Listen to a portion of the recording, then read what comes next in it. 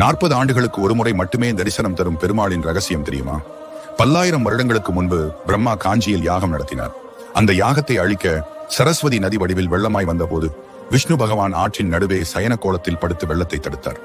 யாகம் முடிந்த பிறகு பிரம்மா அந்த விஷ்ணுவின் வடிவத்தை தரிசித்து அதனை நிரந்தரமாக வழிபட வேண்டும் என்று நினைத்து அதே வடிவத்தில் அத்தி மரத்தில் ஒரு சிலையை உருவாக்கி கோவிலில் வைத்தார். அதன் பிறகு 17ஆம் நூற்றாண்டில் அந்நியர்களின் படையெடுப்பு வந்தபோது மரத்தால் செய்யப்பட்ட அந்த விக்கிரகத்தை காப்பாற்ற ஒரு வெள்ளி பேழையில் வைத்து கோவிலில் உள்ள ஆனந்த புஷ்கரணியின் குளத்தில் மூழ்க வைத்தார்கள். அந்த மரச்சிலை சேதமடையாமல் இருக்க தலைமுறையாக பட்டர்கள் தயாரிக்கும் ஒரு சிறப்பு வாய்ந்த எண்ணெயை தடவி வைக்கப்படுகிறது. சிலையை வெளியில் எடுத்த பிறகு 48 நாட்கள் ஒரு முழு மண்டல சிறப்பு பூஜை நடைபெறும். முதல் 24 நாட்களில் சயன கோலத்திலும் அடுத்த 24 நாட்களில் நின்ற கோலத்திலும் தரிசனம் செய்யப்படுகிறது.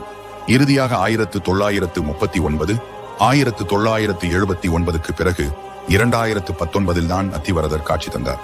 இதை காண ஒரே நாளில் 1 லட்சம் பேர் வரை தரிசித்தார்கள். வாழ்நாளில் ஒரு முறை மட்டுமே கிடைக்கும் இந்த தரிசனம் ஒருவருக்கு கிடைத்தால் மறுபிறவியே இல்லாமல் மோட்சம் நிச்சயம் என நம்பப்படுகிறது. உங்களில் எத்தனை பேருக்கு இந்த தரிசனம் கிடைத்தது என கமெண்டில் கூறவும். Download ShareChat.